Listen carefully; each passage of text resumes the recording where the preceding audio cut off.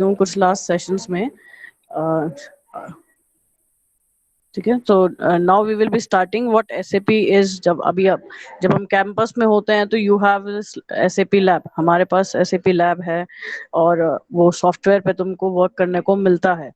ठीक है, you get to train yourself. Train proper उसके जो एसएपी के मॉड्यूल्स हैं, उन एसएपी के डिफरेंट मॉड्यूल्स पे ट्रेनिंग दी जाती है अभी हमारे यहाँ कॉलेज में सब स्टूडेंट्स को, जिससे कि जब आप प्लेसमेंट लेकर के बाहर निकलते हैं कंपनीज में तो आप एसएपी यूज कर सकें, आप कह सकें मुझे आता है, मुझे पता है, और आप उसे यूज कर सकें।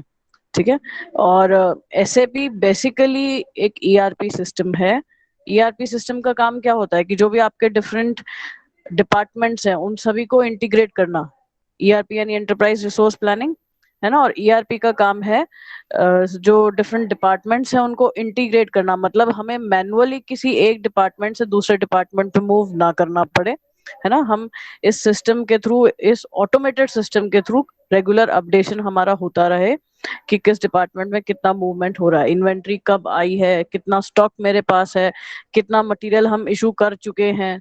ठीक है, वो जो इशूड मटेरियल है वो वर्क इन प्रोग्रेस में है, सेमी फिनिश्ड गुड्स तैयार हुए हैं मेरे पास। साइमल्टेनियसली मार्केटिंग डिपार्टमेंट ऑर्डर्स ले रहा होगा तो कुछ ऑर्डर्स आ रहे होंगे, है ना। उन ऑर्डर्स के बेसिस पर मुझे पता है कि मुझे कितना मटेरियल तैयार करना है। ठीक है, अब इतने मटेरियल को तैयार करने के लिए फाइनेंस डिपार्टमेंट काम कर रहा है कि बजट तैयार करे। बजट कितना है हमारा, हम कितना स्पेंड कर सकते हैं, रॉ मटेरियल कितने का ला सकते हैं, कितना हम अर्न करना चाह रहे हैं। ठीक है, हम ऐसे ही फिर सेल्स डिपार्टमेंट है। सेल्स डिपार्टमेंट क्या कर रहा है, मार्केट में कस्टमर्स जनरेट कर रहा है, उन कस्टमर से ऑर्डर आ रहे हैं तो फिर फाइनेंस डिपार्टमेंट से कोलैबोरेट करेगा। तो एक ऑर्गेनाइजेशन, और यहीं कहीं बीच में हमारा एचआर डिपार्टमेंट भी है जो इस प्रोडक्शन प्रोसेस के लिए राइट एम्प्लॉइज को ला रहा है। ठीक है, तो ये जो पूरा प्रोसेस है एक ऑर्गेनाइजेशन के वर्किंग का, है ना, इन सारे प्रोसेसेस को इंटीग्रेट करने का काम करता है ईआरपी सिस्टम। और अब ईआरपी हम जो अभी प्रेजेंट सिचुएशन में, जब अभी तुम कंपनीज में जाओगे तो हम देखेंगे कि अब सभी कंपनीज एसएपी सिस्टम यूज कर रही हैं अपनी ऑर्गेनाइजेशन में। ठीक है, एक इम्प्लीमेंटेड ईआरपी सिस्टम ऑर्गेनाइजेशन के अंदर, जिसमें आपको मैनुअल मूवमेंट ना करने की बजाय डिफरेंट डिपार्टमेंट्स से आप कोलैबोरेट कर सकेंगे। ठीक है, मैं प्रेजेंटेशन स्टार्ट करती हूँ।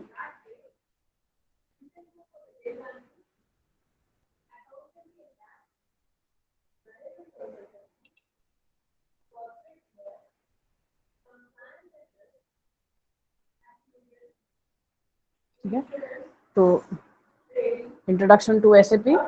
और हम जब एसएपी पर वर्क कर रहे हैं तो ये जो हमारा करिकुलम है जो हमें मिला है एसएपी की तरफ से, it is introduction to ERP using global bike. Global bike मैं नेक्स्ट मॉड्यूल में डिस्कस करूंगी ग्लोबल बाइक क्या है, पर इस ईआरपी सिस्टम को हम ग्लोबल बाइक की केस स्टडी के थ्रू स्टडी करेंगे। इस केस स्टडी से के थ्रू हम एनालाइज करेंगे कि डिफरेंट डिपार्टमेंट्स किस तरीके से एसएपी को अपनी ऑर्गेनाइजेशन में इम्प्लीमेंट कर रहे हैं। ठीक है, तो ये कुछ मटेरियल इन्फॉर्मेशन है हमारे पास। ये जो मटेरियल है, क्योंकि हम MIT हमारे कॉलेज ने ये 2017 में एक्वायर करा है एसएपी से। फिर सॉफ्टवेयर जो हम अपने सिस्टम्स पे यूज कर रहे हैं, इनिशियली हम यूज कर रहे थे एसएपी ERP 6.08, जो कि अब अपग्रेड किया जा चुका है। एंड मॉडल हमारा है ग्लोबल बाइक, जिसकी case studies, different case studies हैं जिन पर हम इस पूरे सिस्टम को समझेंगे। नो प्री रिक्विजिट्स नीडेड, कोई बहुत ज्यादा स्पेशलाइज्ड इन नॉलेज की आपको रिक्वायरमेंट नहीं है, बेसिक इंटरनेट यूजेज आपको आना चाहिए। ठीक है, and the target audience is beginners. तो अभी जैसे अभी आप सभी स्टूडेंट्स अभी बिगिनर्स लेवल पर ही हैं, तो ये जो केस स्टडीज हमें दी गई हैं, ये जो केस स्टडीज हैं ये बिगिनर ऑडियंस के लिए ही है, जिन्हें ये बेसिकली हम ये समझा सकें कि एक ईआरपी सिस्टम में ऐसा एसएपी कैसे वर्क कर रहा है। ठीक है, learning objectives, you are able to describe the company SAP ऐसी as well as area of business. आपको एक ब्रीफ मिल जाता है कि एसएपी कंपनी क्या है, और ये किन एरियाज में काम कर रही है। Explain the underlying architecture concepts of the SAP business unit, यानी आर्किटेक्चर जो एसएपी सॉफ्टवेयर हम यूज कर रहे हैं, इस सॉफ्टवेयर का बेसिक आर्किटेक्चर क्या है। फिर list the most common SAP ERP modules, ये आपको पता होना चाहिए एसएपी मॉड्यूल्स क्या है हमारे। ठीक है, किसी भी ऑर्गेनाइजेशन में हम जा रहे हैं, किस ऑर्गेनाइजेशन में सभी तरह के डिपार्टमेंट्स हैं, और इन सभी डिपार्टमेंट्स के लिए, चाहे वो वेयर हाउसिंग हो, चाहे वो प्रोडक्शन प्लानिंग हो, चाहे फाइनेंस हो, ह्यूमन कंट्रोल कैपिटल मैनेजमेंट हो, चाहे हमारे एसेट मैनेजमेंट हो, सेल्स हो, है ना, जितने भी फंक्शंस एक ऑर्गेनाइजेशन में परफॉर्म किए जाते हैं, इन सभी के लिए एसएपी में हमारे पास मॉड्यूल्स डेवलप्ड हैं। फिर explain the three basic concepts which are used to represent data within the SAP business suite. यहाँ पे 3 डिफरेंट कॉन्सेप्ट्स हैं। अगर लास्ट हमारा जो इंटरेक्शन था एसएपी के ऊपर, अगर किसी को याद हो, तो हमने ऑर्गेनाइजेशन डेटा, मास्टर डेटा और transaction data, 3 types of data हमने स्टडी किए थे। वो तीनों टाइप्स ऑफ डेटा यहाँ पर हम डिस्कस करेंगे। फिर emphasize the importance of documents within the SAP business suite. जो हमारे डॉक्यूमेंट्स हैं, जिन डॉक्यूमेंट्स को हम यूज करते हैं या डेवलप करते हैं in this process of using this ERP system, तो वो डॉक्यूमेंट्स कहाँ स्टोर होंगे, कैसे अपग्रेड होंगे। हमने लास्ट टाइम कुछ ट्रांजैक्शन किया था, वो डेटा कहाँ जाता है, नेक्स्ट टाइम जब उसी ट्रांजैक्शन को आप कंटिन्यू कर रहे हैं तो किस तरीके से वो अपग्रेड होगी, ये सब इंफॉर्मेशन इसमें प्रोवाइड की जाती है। ठीक है, सो आवर एजेंडा, सभी first topic that I'm going to take is introduction to SAP. So who is SAP or what is SAP? SAP SE is a company founded in Waldorf, Germany in 1972. It is the world's largest business software company and the world's third largest independent service provider. Company statistics, it has over 65,000 employees in more than 75 countries, 2,32,000 plus customers in more than 180 countries. ठीक है, 2 lakhs plus installations and 2,500 plus business partners. तो हम बहुत minimum amount अभी पढ़कर चल रहे हैं। With time SAP has grown. ठीक है, number of employees, number of partners, number of customers has grown for SAP. Now next we move to SAP portfolio strength. तो portfolio strength मतलब ये कंपनी हम देख रहे हैं कि it is the third largest independent service provider. ठीक है, हम independent service software provider, software for what, software for ERP. तो ईआरपी क्योंकि हर ऑर्गेनाइजेशन की डिमांड है ना, अभी हम मैनुअली मूवमेंट नहीं करना चाहते हैं। मैनुअली हम बहुत ज्यादा ट्रांजैक्शंस हम नहीं करेंगे। हम प्रेफर करेंगे कि जब हम इस कंप्यूटराइज्ड डेट में आ चुके हैं तो हम इसको, इन सभी चीजों को सिस्टम पर ले पाएं, और इसीलिए it has a world wide usage. It is designed to satisfy the information needs for all business sizes, that is small, local to large and all international. तो कुछ मल्टीलिंगुअल बिजनेसेस होंगे, multi currency businesses and multi balance. Multilingual, trading in different languages, working in different countries, dealing with different languages.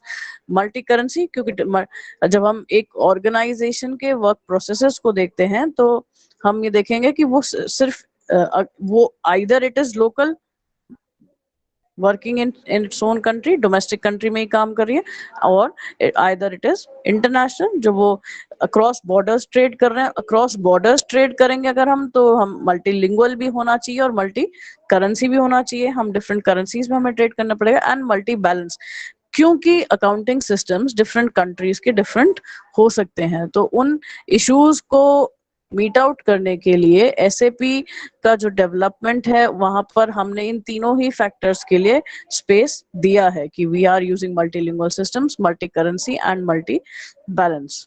तो design to satisfy the information needs of all industries, example automotive, banking, retail, public sector, higher education and research. तो ये जो system है, we see that it is not limited to any one particular industry. किसी एक particular industry के लिए specified है, किसी दूसरी इंडस्ट्री में यूज नहीं हो सकता, ऐसा नहीं है। तो हम देखेंगे ऑटोमोटिव इंडस्ट्री है, बैंक्स में है, रिटेल सेक्टर है, पब्लिक सेक्टर एंड एजुकेशन, सभी इंडस्ट्रीज में एसएपी को यूज अब किया जा रहा है। ठीक है, so what is SAP ERP? अभी फर्स्ट स्लाइड पे ध्यान दिया था। एसएपी का फुल फॉर्म क्या है?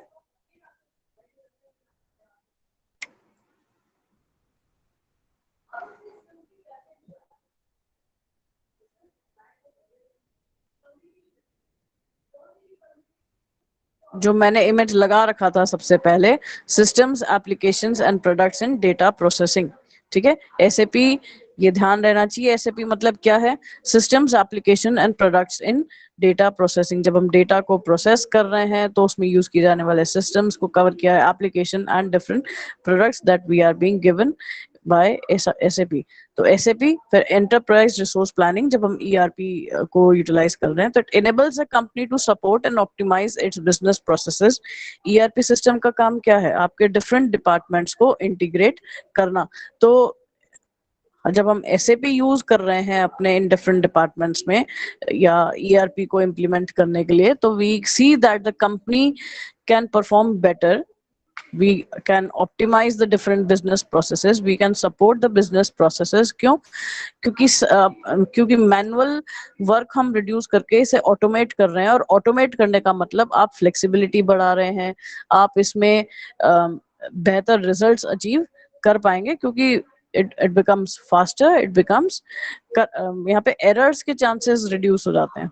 It ties together disparate business functions, integrated business solutions such as finance, logistics and human resources. तो डिफरेंट बिजनेस फंक्शंस जो भी हैं एक ऑर्गेनाइजेशन के, उन सभी बिजनेस फंक्शंस को इंटीग्रेट कर रहा है। इंटीग्रेट करने का मतलब, अभी फाइनेंस डिपार्टमेंट इंडिपेंडेंटली अलग से काम कर रहा है। ठीक है, फाइनेंस डिपार्टमेंट का काम क्या है, फाइनेंसेस को मॉनिटर करना, कितना मेरे पास बैलेंस है, कितने ऑर्डर्स मुझे लेने हैं, कहाँ स्पेंड करना है, कहाँ से रिकवरी आनी है, कितने प्रॉफिट्स या लॉसेस मैं किसी एक क्वार्टर में देख पा रही हूँ।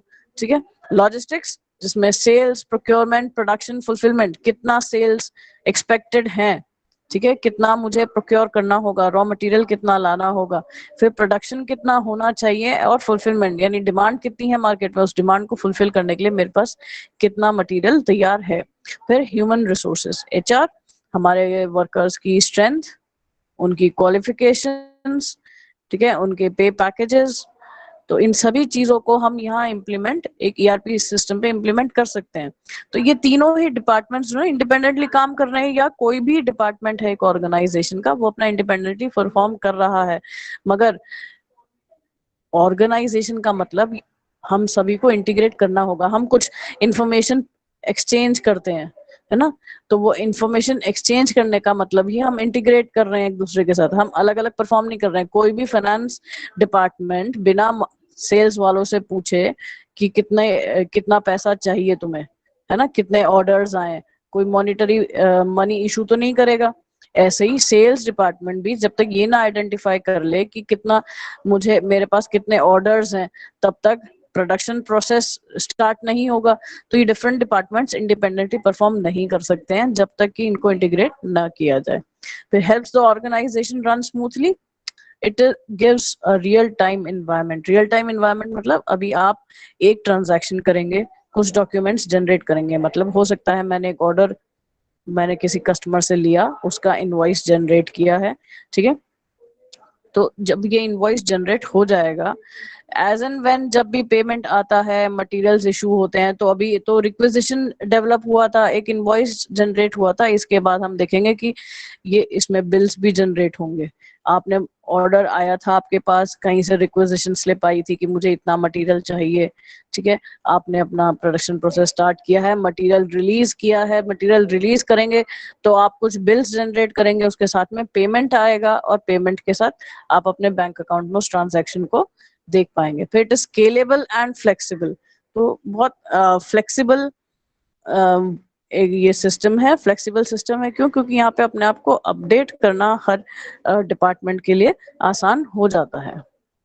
ठीक है, next we move to our second topic, that is SAP architecture.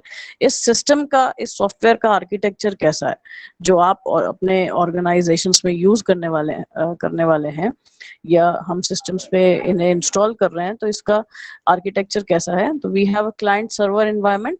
Client क्या है? हार्डवेयर और software environment that can make a request for services for a central repository of resources, or server, hardware or software combination that can provide services to a group of clients in a controlled environment। तो client जो access कर रहा है, और server जो आपको services provide कर रहा है। ठीक है, so it basically SAP has a 3 tier structure।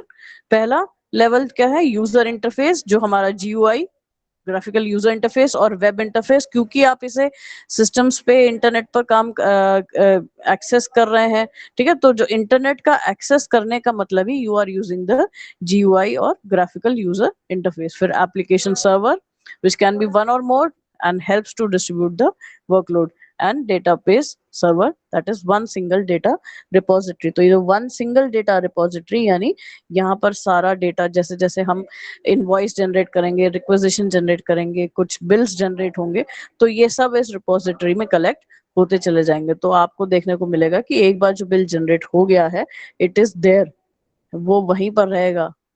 अभी सॉफ्टवेयर पर जब आप काम करोगे तो आपने अगर एक बिल जनरेट करके उसे बीच में ही छोड़ दिया होगा, है ना, तो नेक्स्ट टाइम जब आप उसे ऑपरेट करोगे आपको वो बिल अपना वहीं पर मिलेगा, आप उसे वहीं से कंटिन्यू कर सकते हैं, ठीक है। तो ये हमारा बेसिक स्ट्रक्चर। अभी SAP ERP consist of these 4 different aspects: SAP PLM product lifecycle management, SAP CRM customer relationship management, SAP SCM supply chain management और SAP SRM यानी supplier relationship management। तो इस स्ट्रक्चर को देख के हमें क्या समझ में आ रहा है कि जब हम SAP ERP की बात कर रहे हैं, ERP की बात कर रहे हैं, तो हम collaborate within the organization तो कर ही रहे हैं। जैसे भी लास्ट स्लाइड्स में मैंने डिस्कस किया कि हम finance, marketing, HR, production, different ये तो इंटरनल डिपार्टमेंट्स थे जिनसे हमने कोलैबोरेट किया, इंटीग्रेट किया एक ERP सिस्टम के थ्रू। मगर सिर्फ हम इंटरनली कोलैबोरेट नहीं कर रहे हैं, हम एक्सटर्नली अपने सप्लायर से, अपने कस्टमर से, इनसे भी कोलैबोरेट कर रहे हैं। मतलब मेरा कस्टमर मेरी वेबसाइट पर आकर के देख सकता है कि मेरे ऑर्गेनाइजेशन में कौन सा मटेरियल अवेलेबल है, कितना मटेरियल अवेलेबल है ना। हम आज ऑर्डर देंगे तो हमें कब रिजल्ट्स, कब मेरा प्रोडक्ट डिलीवर हो जाएगा।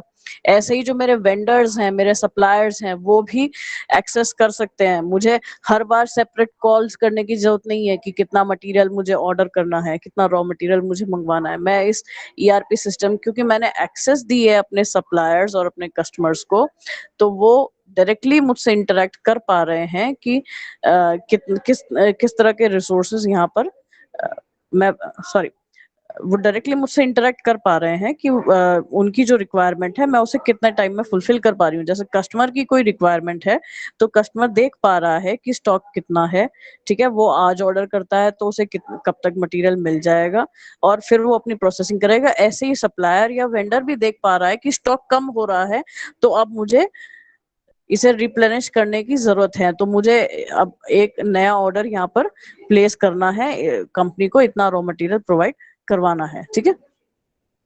फिर देखते हैं next, SAP enhancement packages, optionally installed and activated software innovations for SAP ERP 6.0। और ये सॉफ्टवेयर इनोवेशंस क्या है? UI simplification. अभी हम ये जब ग्राफिकल यूजर इंटरफेस में दिखाऊंगी तो देखोगे इट इज वेरी सिंप्लीफाइड, है ना। लास्ट जब सॉफ्टवेयर जो हम यूज कर रहे थे उसके बाद अपग्रेड होने के बाद जो नया सॉफ्टवेयर अब हम यूज कर रहे हैं तो it is very simplified. It has different functional enhancements, यानी आप डिफरेंट फंक्शंस को आप यहाँ पर यूज कर पा रहे हैं, कुछ डिफरेंट सर्विसेज आपको दी गई हैं।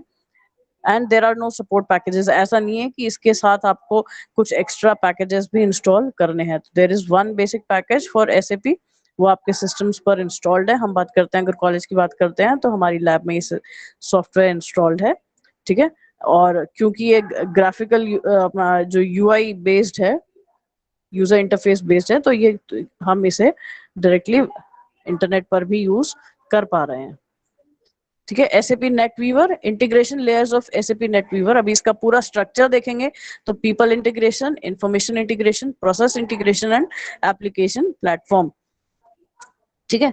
तो सॉरी,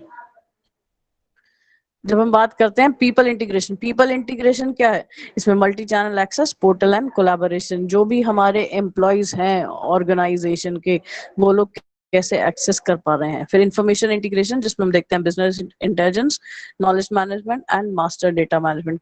किस तरह का डेटा अवेलेबल है, किस कैटेगरी का डेटा अवेलेबल है, फिर इस कौन रिस्पॉन्सिबल होगा इस पर्टिकुलर इंफॉर्मेशन के लिए, ठीक है। उसको यूज कैसे किया जाएगा, किस डिपार्टमेंट के लिए इस इंफॉर्मेशन को जनरेट किया गया है, वो सारी इंफॉर्मेशन यहाँ आ गई।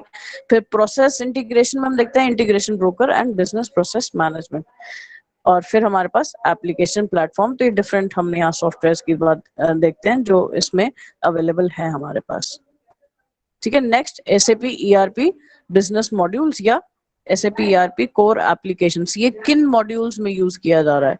तो collection of logically related transactions within identifiable business functions. अभी डिफरेंट, अभी देख रहे हो तुम जो तुम्हारा स्लाइड अभी स्क्रीन पर है, इस स्लाइड में हमारे सामने वो सभी डिफरेंट बिजनेस मॉड्यूल्स मौजूद हैं जो एसएपी हमें प्रोवाइड कर रहा है। एमएम मटेरियल मैनेजमेंट यानी buy process, PP production planning, make process, SD sales and distribution, selling process, FI and CO finance and control tracking, HCM human capital management, people process यानी कितने employees हैं, employees के पे role in depth हम देखेंगे, warehouse management, stores, EAM enterprise asset management, maintenance and customer service, CS. तो इन सभी modules में अभी इनके नाम पढ़ करके हम समझ सकते हैं कि ये किस डिपार्टमेंट से डील कर रहे हैं। जैसे हम बात करते हैं sales and distribution, marketing department. तो मार्केटिंग डिपार्टमेंट का काम क्या है? मेरे पास कौन सा प्रोडक्ट अवेलेबल है ना, कितना प्रोडक्ट अवेलेबल है मार्केट में, मैं ये न्यूज कैसे पहुंचाऊंगी कि प्रोडक्ट कौन सा है, एडवर्टाइज करना। ठीक है, एडवर्टाइज करने के बाद मैंने कुछ ऑर्डर्स लिए, उन ऑर्डर्स को मुझे अपने ऑर्गेनाइजेशन में ट्रांसफर करना है। ठीक है, उन ऑर्डर्स के लिए मेरे पास रॉ मटेरियल है या नहीं है। ठीक है, रॉ मटेरियल के साथ मुझे फाइनेंसेस मॉनिटर करने हैं, मैं सेल्स कर रही हूँ किस प्राइस में मुझे सेल करना है, और फिर मैं कितने प्रॉफिट्स जनरेट कर पा रही हूँ। ये सब चीजें ऐसी हम देखेंगे। ह्यूमन कैपिटल मैनेजमेंट, तो एम्प्लॉयज से रिलेटेड सारा डेटा हम इसमें देखेंगे। ये सभी मॉड्यूल्स अपने आप में डिफरेंट डिपार्टमेंट्स हैं किसी भी ऑर्गेनाइजेशन के। तो एचसीएम या एचआर डिपार्टमेंट, तो एचआर डिपार्टमेंट का काम क्या है? नंबर ऑफ एम्प्लॉयज मेंटेन करना, किस लेवल के एम्प्लॉयज हैं, top level, middle level, lower level. ठीक है, फिर वो एम्प्लॉयज किस डिपार्टमेंट की का पे रोल क्या है, उनके कंपनसेशन बेनिफिट्स पैकेजेस क्या है वो देखना। फिर एंटरप्राइज एसेट मैनेजमेंट, कितने एसेट्स हैं और उनको कैसे मैनेज किया जा रहा है। हम वेयर हाउस मैनेजमेंट देखेंगे, तो स्टोर्स, वेयर हाउस में मटेरियल कितना रखा है, ठीक है, अभी कितना ऑर्डर आ चुका है, कितना मटेरियल हम रिलीज कर चुके हैं, इन फ्यूचर कितना रिलीज होने वाला है, कितना मुझे रॉ मटेरियल रिप्लेनिश करना होगा। तो ये सभी चीजें हम यहाँ पर आइडेंटिफाई कर रहे हैं। फिर एसएपी ईआरपी कोर एप्लीकेशंस, तो हम देखें ये बेसिक बेसिक एप्लीकेशंस या बेसिक जहां ये यूज हो रहा है। Logistics, finance and human capital management. तो लॉजिस्टिक्स की बात करते हैं, sales and distribution, material management, production planning, plant maintenance and quality management. ये सभी ऐसे एप्लीकेशंस जहां पर हम मटेरियल की मूवमेंट को स्टडी कर रहे हैं। फिनेंसेस, तो financial accounting, manager accounting, asset management and treasury. आपके पास कितना मटेरियल अभी अवेलेबल है, कितने एसेट्स हैं, किस तरीके से आप इन एसेट्स को यूटिलाइज कर रहे हैं। फिर ह्यूमन कैपिटल मैनेजमेंट, जिसमें हम देखते हैं personal management, benefits and payroll. Number of employees कितने हैं, हम उनको किस तरह के बेनिफिट्स दे रहे हैं। ठीक है, मॉनिटरी एंड नॉन मॉनिटरी सब यहाँ रिकॉर्ड किया जा रहा है। पेरोल, उनका पेरोल क्या है, सैलरी स्ट्रक्चर क्या है, वो सब चीजें, यानी एक एक पर्टिकुलर डिपार्टमेंट जिस तरीके से वर्क कर रहा है उसका सारा डेटा हमने इस ईआरपी सिस्टम में इंप्लीमेंट किया है। ठीक है, the next topic is concept. Concept of what? Organizational units, master data and transaction. तो जो डेटा की हम बात करते हैं, डेटा कितने टाइप का डेटा है, डेटा को हम कहाँ स्टोर कर रहे हैं, वो सब चीजें हमारी आ जाएंगी इन और इस डेटा स्ट्रक्चर में। तो data types in ERP systems, किसी ने ध्यान से सुना कौन कौन से टाइप्स हैं?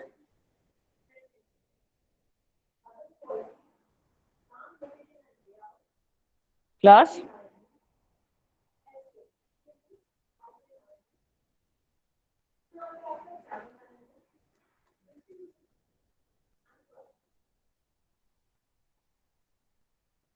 चलो। तो data types in ERP systems, अभी we have three basic categories of data types.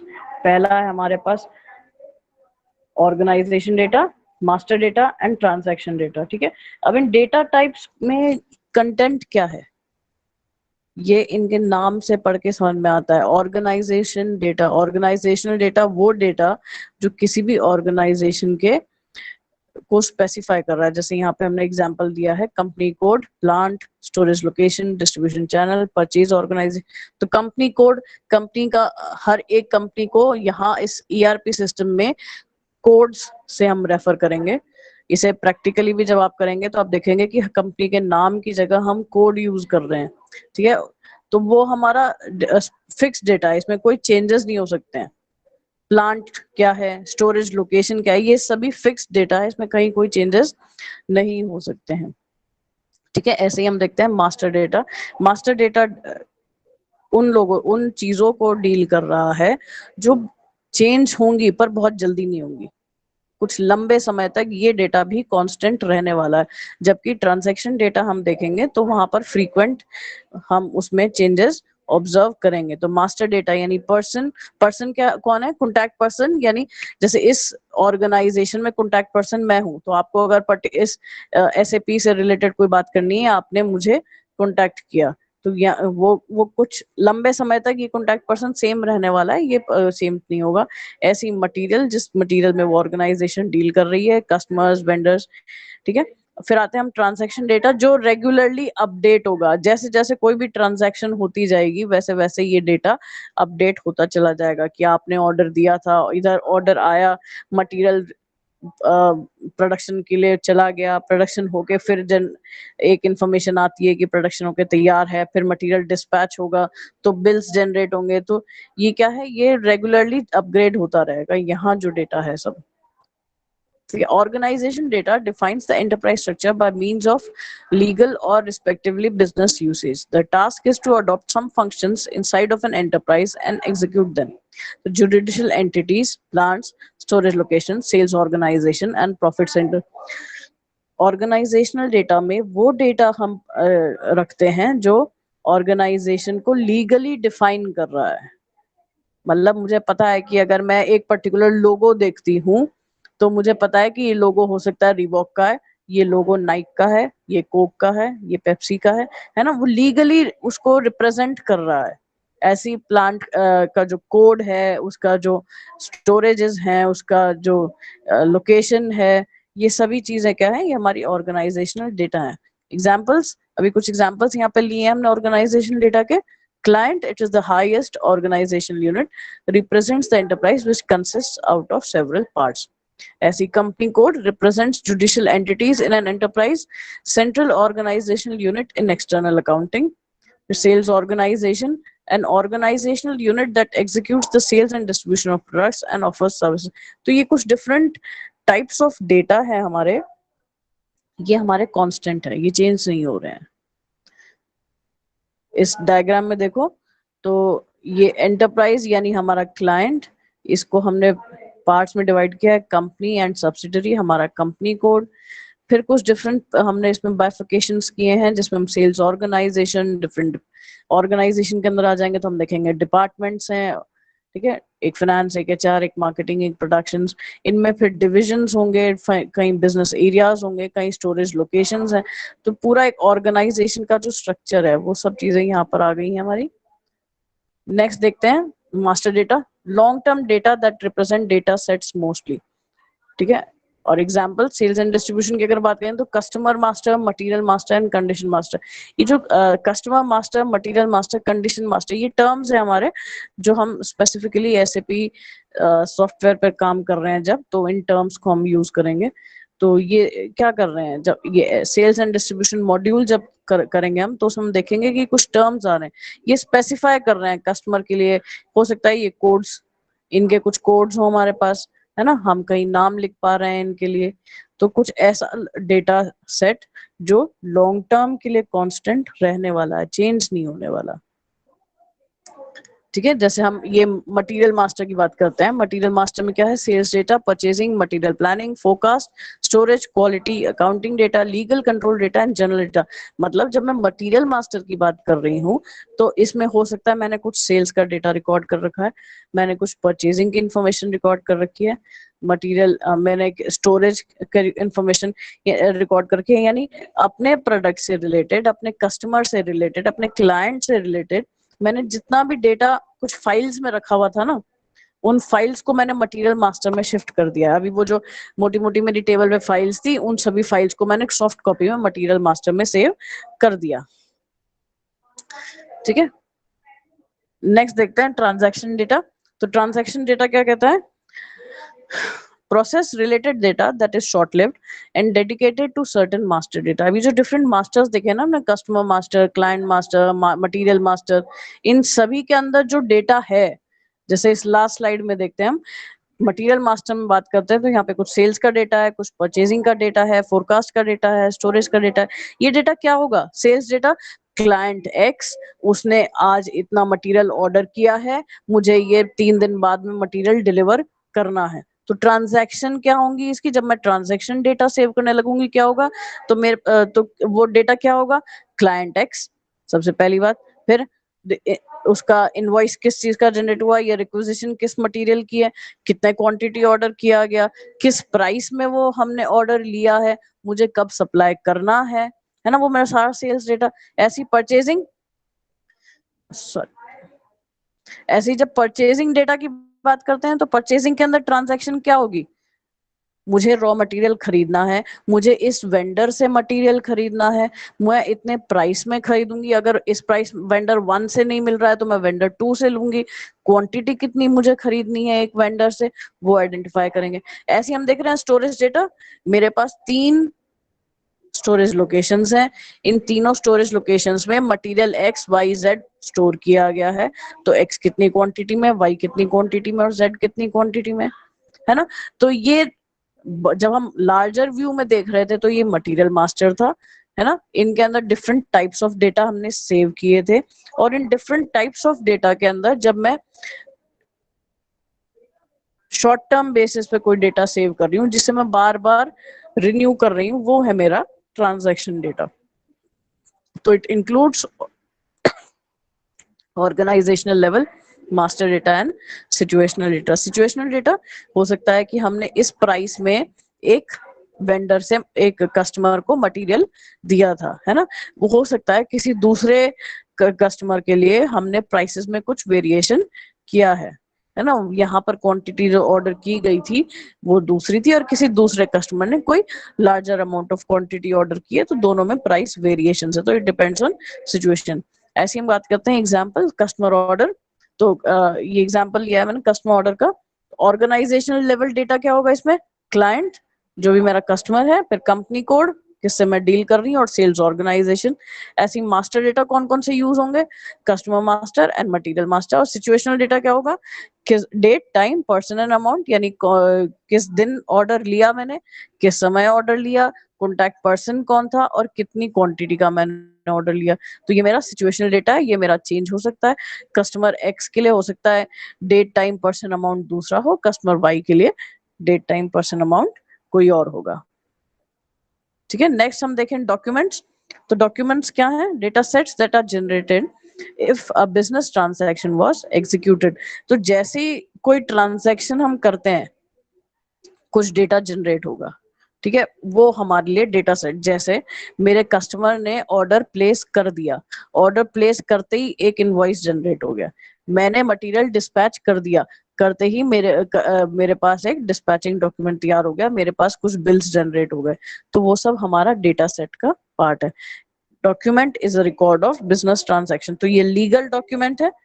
जैसे ही एक इनवॉइस जनरेट हुआ, जैसे ही परचेज रिक्विजिशन या एक बिल जनरेट हुआ, वैसे ही लीगली मैं मुझे पता है कि मैं, मेरा कस्टमर, मेरा क्लाइंट या मैं और मेरा वेंडर एक लीगल ट्रांजैक्शन में बाउंड है। हमारे पास एक डॉक्यूमेंट है जो ये प्रूव करता है कि हमने कोई ट्रांजैक्शन किया है।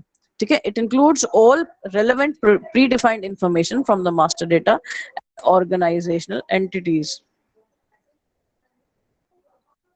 ठीक है, includes all relevant predefined information from the master data and organizational entities. तो जब हम डॉक्यूमेंट की बात करते हैं तो मास्टर डेटा से भी जो जनरेट हुआ होगा, मास्टर डेटा यानी हमारा जो सेकंड कैटेगरी ऑफ डेटा है ना, जो लॉन्ग टर्म में जाके चेंज हो रहा है, वहां से भी कुछ डेटा जनरेट हो रहा होगा, वो सब चीजें भी यहाँ पर इंक्लूड कर ली जाएगी। जैसे sales document, purchasing document, material document और अकाउंटिंग डॉक्यूमेंट। ये कुछ ऐसे डॉक्यूमेंट्स हैं जो हम within the process of एक सेल, कि जब हम किसी वेंडर से कुछ मटेरियल ले रहे हैं, किसी कस्टमर से हम कोई ऑर्डर ले रहे हैं, तो ये कुछ डॉक्यूमेंट्स हमने इशू जनरेट किए होंगे। हमने एक सेल्स डॉक्यूमेंट जनरेट किया है, हमने परचेजिंग डॉक्यूमेंट जनरेट किया, हम मटेरियल या कुछ अकाउंटिंग डॉक्यूमेंट्स यानी कुछ बिल्स जनरेट कर रहे हैं, तो ये सब डॉक्यूमेंट्स हमने इस प्रोसेस के अंदर जनरेट किए होंगे। ठीक है, डॉक्यूमेंट फ्लो क्या है? The document flow as well as the order status allows the setting of the status at any point of time. आपका डॉक्यूमेंट फ्लो कैसा होगा? अभी इनवॉइस, अभी रिक्वेजिशन स्लिप मेरे पास आई थी, है ना, कि एक्स मटेरियल की 10 पीसेस मुझे रिक्वायर्ड है। ठीक है, अब ये 10 पीसेस मैं कब तक सप्लाई कर पा रही हूँ? ठीक है, वो कैलकुलेशन कहाँ से किया है? वो मेरा ईआरपी पे बैकएंड पे हो रहा है, मगर मैंने एक डॉक्यूमेंट यहाँ पर जनरेट किया। अब इस डॉक्यूमेंट का फ्लो कैसे है कि जब वो एक रिक्वेजिशन आया था, मैंने उस रिक्वेजिशन को अपने ये रिक्वेजिशन सेल्स डिपार्टमेंट के पास से आया था, मैंने इसे अपने प्रोडक्शन डिपार्टमेंट में भेज दिया। प्रोडक्शन डिपार्टमेंट ने इसे वेयर हाउस में भेजा कि चेक करो कि इतना मटेरियल है या नहीं। मटेरियल की शॉर्टेज थी तो उन्होंने फाइनेंस डिपार्टमेंट के पास भेज दिया कि ये रिक्वेजिशन आया है, इसमें मटेरियल की कमी है, हमें कुछ परचेजिंग करनी है।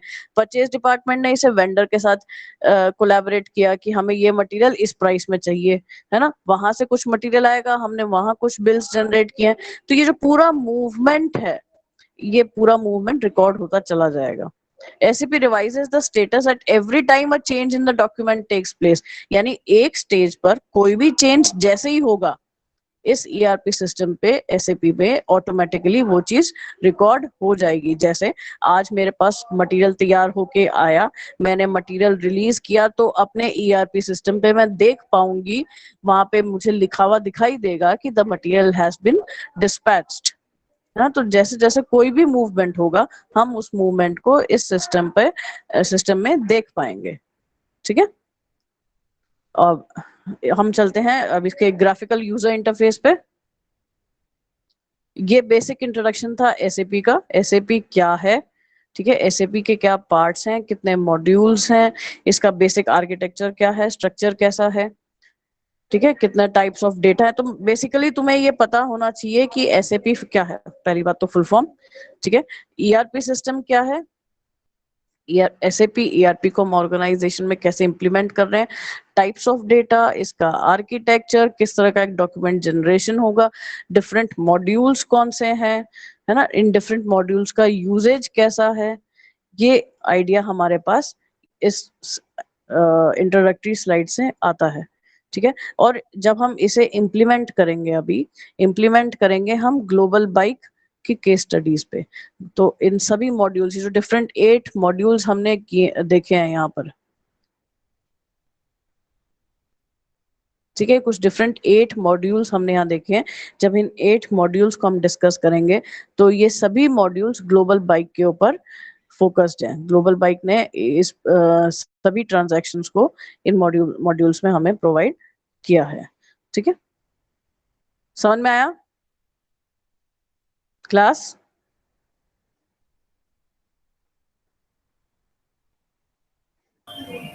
Yes ma'am.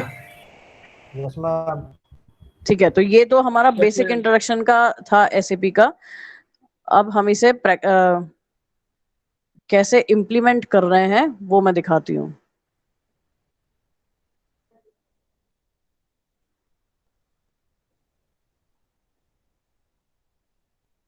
स्क्रीन दिखाई दे रही है मेरी?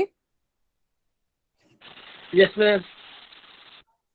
ठीक है, हम जब कैंपस में तुम इसे यूज करते हो सिस्टम्स पे, तो हमारे पास सॉफ्टवेयर इंस्टॉल्ड है। ठीक है, उस सॉफ्टवेयर पे जब आप क्लिक करोगे, तो ये स्क्रीन हमारे पास आ जाएगी। ठीक है, ये स्क्रीन आए बाद यूजर नेम और पासवर्ड्स ये मैं इशू करूंगी, मेरे पास है तुम सबके। फिलहाल मैं अपना अकाउंट यूज कर रही हूँ। ठीक है, क्लाइंट हमें मिलता है, तो ये स्क्रीन तुम लोग को मिलेगी जब भी तुम इसे इम्प्लीमेंट करने चलोगे। यहाँ पर यूजर नेम, पासवर्ड और क्लाइंट, हो सकता है डिफरेंट ऑर्गेनाइजेशंस के क्लाइंट चेंज हो, मगर ये बेसिक इंफॉर्मेशन है जो हमें फुल यहाँ पे फिल करनी होगी।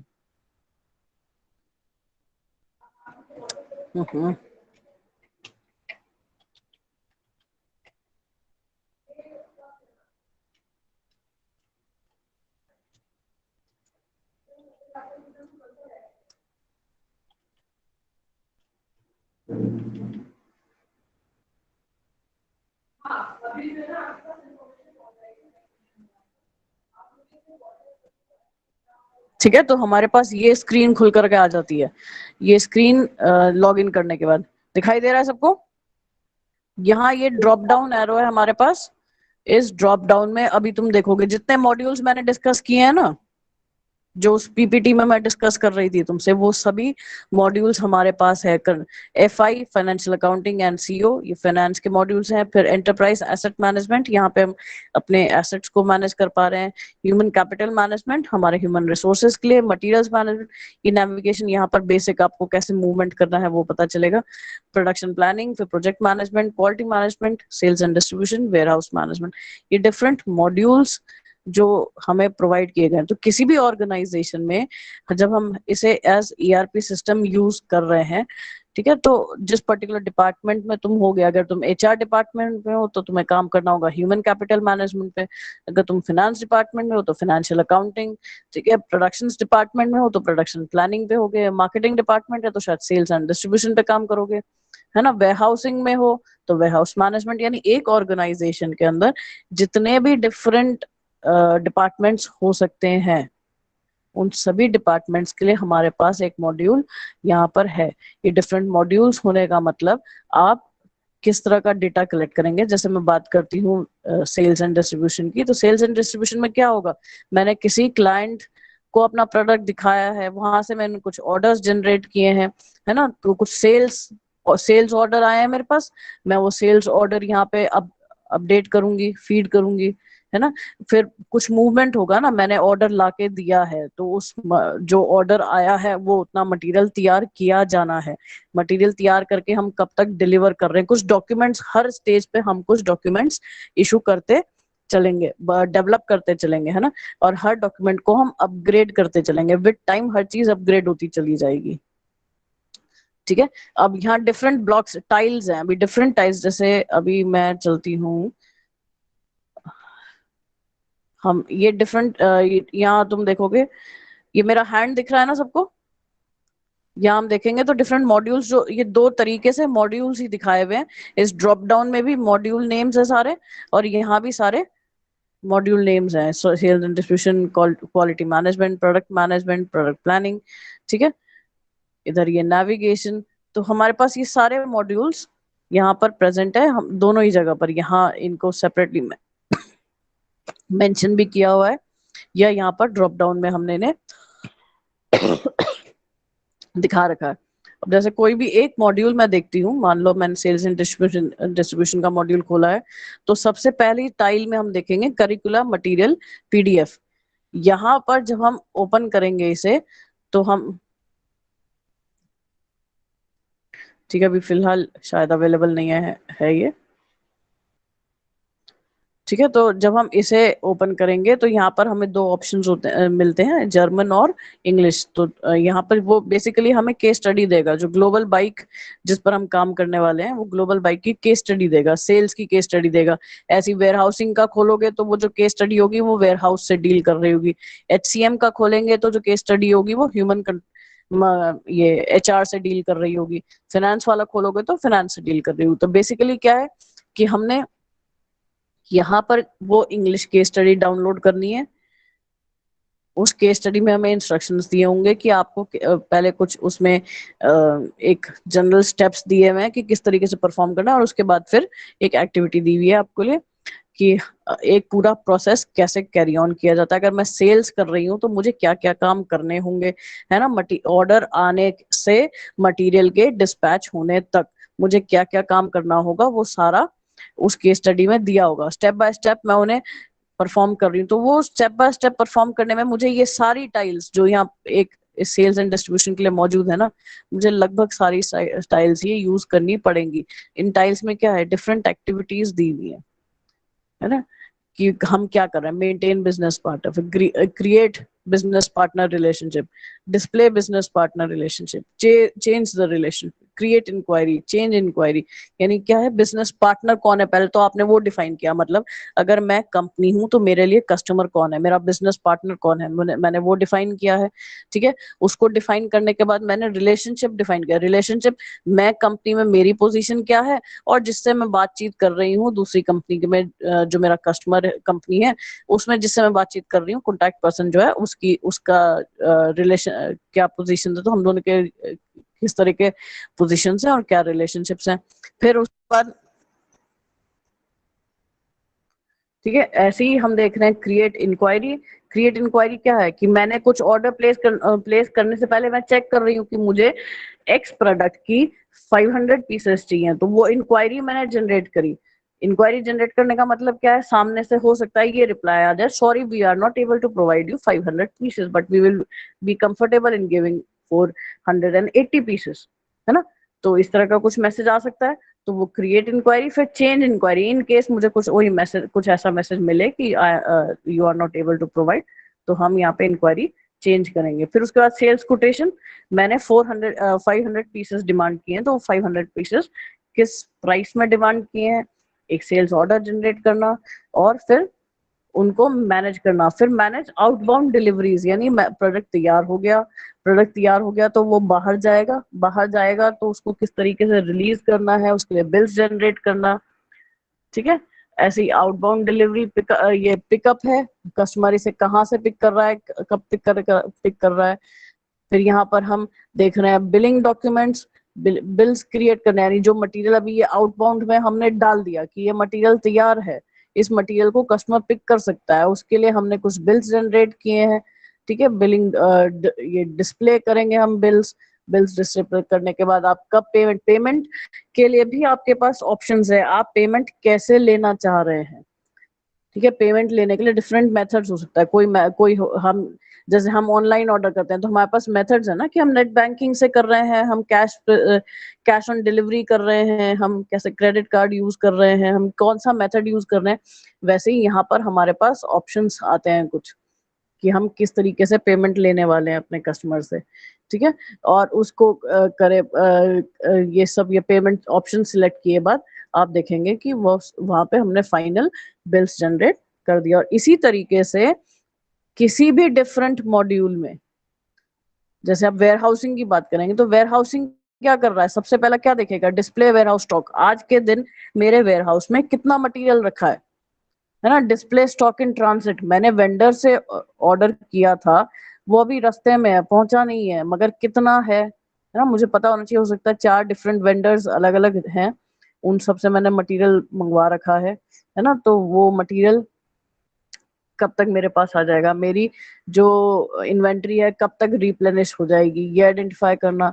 फिर मैनेज स्टॉक, कितने नए ऑर्डर्स आ रहे हैं मेरे पास, कब मटेरियल रिलीज करना है, वो सब चीजें आइडेंटिफाई करना। Purchase requisition, my sales orders. फिर पोस्ट गुड्स मूवमेंट, यानी पोस्ट गुड्स मूवमेंट क्या है कि मैंने ऑर्डर लिया था, ऑर्डर जनरेट कर दिया, ठीक है, मटेरियल तैयार हो गया, वेयर हाउस में आ गया, अब मैंने जब मैं पोस्ट गुड्स मूवमेंट कर रही हूँ तो मैंने ये दिखा दिया कि मटेरियल मेरे पास से डिस्पैच हो चुका है। फिर manage outbound deliveries, create outbound deliveries, ऐसे कितने मटेरियल को मुझे बाहर भेजना है, ठीक है। परचेज ऑर्डर्स को मैनेज करना, फिर उन्हें डिस्प्ले करना। रन बिन स्टेटस रिपोर्ट, बिन स्टेटस रिपोर्ट क्या कह रही है कि आपने कितना मटेरियल इशू किया था, है ना, उसमें कितना बचा है, कितना आगे जा रहा है। ट्रांसफर ऑर्डर, स्टोरेज बिन, मतलब ये सारे जो डिफरेंट टाइल्स है ना, ये क्या दिखा रहे हैं कि आप पर्टिकुलर उस मॉड्यूल में किन चीजों से डील करते हैं। तो प्रैक्टिकली जब ऑर्गेनाइजेशन में हम काम कर रहे हैं, मुझे वेयर हाउसिंग का काम करना है, तो वेयर हाउसिंग में मुझे किन किन चीजों से डील करना पड़ेगा। मुझे सेल्स का काम करना है, तो सेल्स के दौरान मुझे किन चीजों से डील करना पड़ेगा, मतलब क्या क्या काम करने होते हैं। जैसे हम बात करते हैं HCM की, तो HCM यानी ह्यूमन रिलेशंस, HR डिपार्टमेंट क्या कर रहा है, वो क्रिएट पोजीशंस, क्रिएट करियर, यानी एक पर्टिकुलर पोजीशन पे मुझे एम्प्लॉय रिक्रूट करना है, इसका करियर पाथ क्या होगा, डिफाइन रिक्रूटमेंट्स, इस रिक्वायरमेंट्स, इस पोजीशन पर जिसे मुझे रिक्रूट करना है उसको क्या, उसके अंदर किस तरह के केसेस होने चाहिए, उसे क्या क्या काम करना आना चाहिए। फिर ऑर्गेनाइजेशन स्टाफिंग का प्लान, ऑर्गेनाइजेशन का प्लान। फिर जॉब का एडवर्टीजमेंट पोस्ट करना, है ना। फिर क्रिएट इवेंट, इवेंट क्या है, यहाँ पर हमने कहीं recruitment and selection process carry out किया है, ठीक है। फिर पेरोल क्या होगा, किस पोजीशन पे आप कितनी सैलरीज दोगे। डिस्प्ले पर्सनल मास्टर रिकॉर्ड, यानी पूरा एक रिकॉर्ड डेवलप कर लिया कि मेरे पास 30 एम्प्लॉयज हैं, ये 30 एम्प्लॉयज ऐसे हैं जो लोअर लेवल पर काम कर रहे हैं, ठीक है, they are less than class 10th educated, है ना। तो वो उनका पूरा रिकॉर्ड। फिर परफॉर्म अप्रेजल, इनको अप्रेजल किस बेसिस पे दिया जाएगा, एप्लीकेंट मास्टर डेटा, ठीक है, हायर एम्प्लॉय, प्रिपेयर अप्रेजल, यानी जो जो प्रोसेसेस एक ऑर्गेनाइजेशन में किसी भी एम्प्लॉय को करने होते हैं, किसी भी एक डिपार्टमेंट में जो भी काम करने होते हैं, उन सभी कामों के लिए हमारे पास यहाँ एक रिप्रेजेंटेटिव टाइल है। समझ में आता है?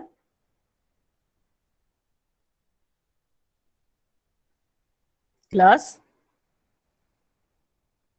Yes ma'am.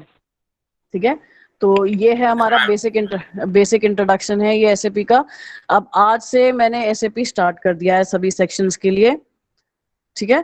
तो अब आज के बाद सेक्शन ए नेक्स्ट मंडे हम नेक्स्ट मॉड्यूल देखेंगे, यानी हर मंडे 3:30 to 4:30 एसएपी का सेशन होगा सेक्शन ए का, ठीक है। Okay ma'am. ठीक है, चलो, थैंक यू बेटा। Thank you.